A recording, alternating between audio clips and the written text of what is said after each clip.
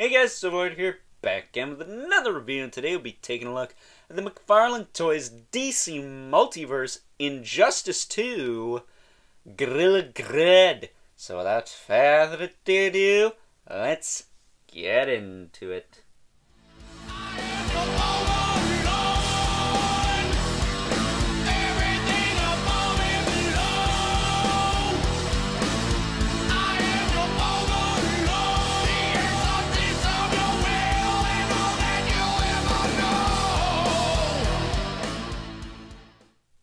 Alrighty guys, as I said before, today we are taking a look at Grodd, based off his appearance in the Injustice 2 video game, not video game, video game, as quoted by the infamous Mike Judge, aka Hank Hill from King of the Hill, for those of you who actually get the reference. But with that being said, I'm going to say this right now, this guy is a little bit small for the 7-inch DC Multiverse figures McFarlane's putting out right now, but I think he would go good with your DC Classics figures, especially if you're not willing to fork over the cash for the Gorilla Grodd Collect and Connect figure, which I think is pushing almost $100 right now. Kind of funny how the madness made the toy market just go So with that being said, let's get into aesthetics and articulation, shall we? Let's. But look at that face. He is pissed off and mad about it. But, you know, even though he looks like he is very unhappy to be here and doesn't want to be here, I'm going to tell you right now, buddy, I bought you fair and square, so you're just going to have to sit here and deal with it. But look at this guy. He is super duper shiny. This is like pimp Gorilla Grodd. He's got spikes. He's got skulls. He's got a belly plate, for crying out loud. He's got this kind of Optimus Prime, almost face guard thingy here. That's too low to be a face guard, but I'm going to call it that anyways. He's got almost the Trojan War looking helmet, which I didn't know this until I opened it, but this is like a little kind of antenna piece. I assume this is what he uses to mind control people. But look at that face. Lots of detail in that sculpt. Looks really cool. Really savage, too. So articulation on this guy. His head will rotate. Look up. Enough, I think. Look down. No jaw hinge. Would have maybe liked a jaw hinge because the Devastator got one, but it's okay. Shoulders are on that kind of butterfly joint we're used to seeing in this line. Works pretty well on this guy, actually. His shoulders will go out. They will go back down. They will rotate forward and back. Nice and tight on the forward and back. I really like that. He's got a bicep swivel, but it's more or less just the shoulder pad kind of moving around for adjustments, because the real bicep swivel comes at the elbow, which also rotates.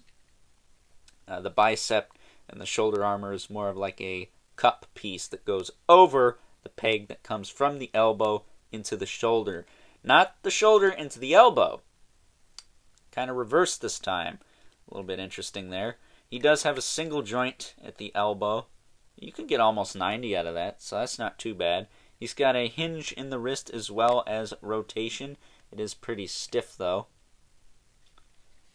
so be careful with that. You may need to heat that up a little bit. I will say, speaking of heating up, I had to heat up this shoulder, and yeah, let's just say it was a little stuck when I opened it, and the bicep didn't really fit onto the arm right, so I had to do a little bit of tweaking to this arm in general just to get it to sit right and to function, but it works fine now. It's not that big a deal. As long as I can fix the problem, I don't really have too many issues with it. That's what I always say. Diaphragm joint works fine. Rocks all around, crunches forward and back, rotates side to side, tilts side to side. Same with the waist. The waist actually has a little bit of movement to it. I will say, if you heat the belt up, you will get a little bit more play out of that, because the belt will be softer, allowing you to move this around more freely. Hips, if I can move this arm up, will kick forward and back, in and out. He does have a thigh cut that works really well. better than most figures in this line. Single joint at the knee, but his knees are already bent a little bit. So there is that. He's slightly pre-posed, but I think his knees are bent most of the time anyways, aren't they? He's a gorilla after all. He does have rotation at the bottom of the knee. There's a single hinge in the foot with a rocker. Really tight on this side. And a toe joint, which again is a little bit tighter on this side than it is this side. I will say on this guy particularly, I think they put it a little too far back. I would have just preferred that these 4 toes hinged instead of the entire, like, half of his foot. Looks a little weird. And again, I don't think toe joints add anything to these figures, especially when they're loose. You can't really do much with them. Sometimes less is more. And would you rather have a toe joint or would you rather have a thigh cut? I mean, at the end of the day, I think the thigh cut gives you a little bit more range, in my opinion. But with that being said, that about does it for the aesthetics and the articulation. But I am not going to cut it to talk about his accessories, because he doesn't come with any that are really unique to him. He just comes with the standard Multiverse display stand, which is just a black stand with a peg on it. Then he also comes with a collectible trading card with concept art from the Injustice 2 video game. It says Gorilla Grodd down there. Excuse me, Gorilla Grodd. And on the back, got a little bit of a bio. Pause and read that now if you want.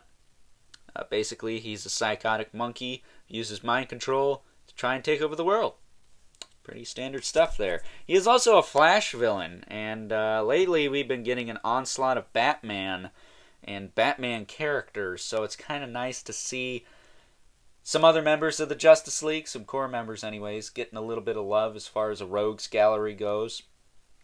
I wonder if we'll see any other Flash-related characters in this line. I know that's something the McFarlane Toys team has been wanting to get to, but I think the Batman and Superman-related figures just sell a little bit better as far as selling to kids, because at the end of the day, these are toys meant to appeal to both collectors and kids. So, as much as some people don't want to admit that, without the kids we wouldn't have these, would we?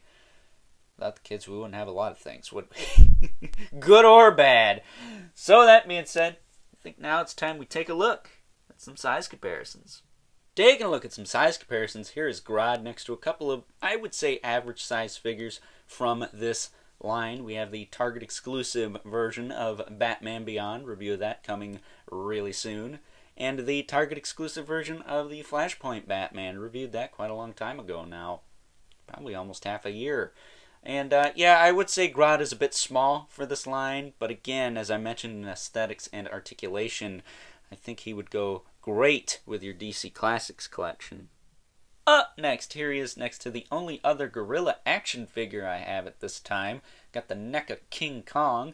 My apologies, I just can't get to my DC Classics Gorilla Grodd right now. He's kind of, well, buried and not really easy to get to. But we do have another chunky figure from the McFarlane Toys DC Multiverse line in the Dark Knight's Metal, Devastator, who is not only a bit chunkier, I think, but a tad bit taller. He looks a little taller here.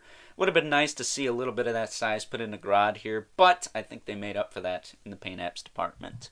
And last but certainly not least, got our two regulars, the Mythic Legion's Brother Mandibulus. Kind of sad to see how short Grodd is compared to Brother Mandibulus here, but I still think you could fudge him into your Mythic Legions display if you really wanted to. But we also have the Mortal Kombat 11 Spawn, who is literally able to look eye to eye with this guy, so definitely too short to go with him. But with that being said, time to wrap things up. Some final thoughts.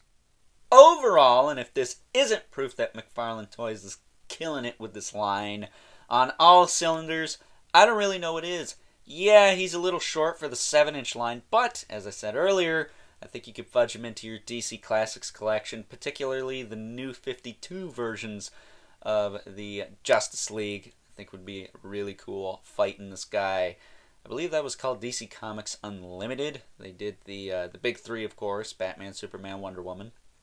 Then there was a Flash, there was an Aquaman, I think there was a Green Lantern, and a really badass looking version of Hawkman. And last I checked, they didn't do a whole lot of villains for that line that were really to scale. I think they did a Doomsday Collect and Connect figure, but that was more or less part of Multiverse, not so much the DC Comics Unlimited line. But I'm going off on a tangent. And even though he is not as big or as chunky or even as tall as the Devastator from the Dark Knight's Metal series, I still think what he lacks in size, you definitely get back in the paint and the sculpt.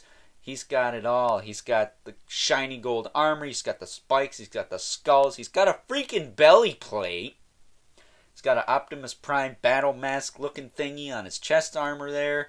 And he's got that super pissed off looking head sculpt with the Trojan War helmet. What more could you possibly ask for 20 bucks? I mean, you're still getting a freaking bargain here. If this was a Hasbro figure, I guarantee you it'd be at least 30 bucks.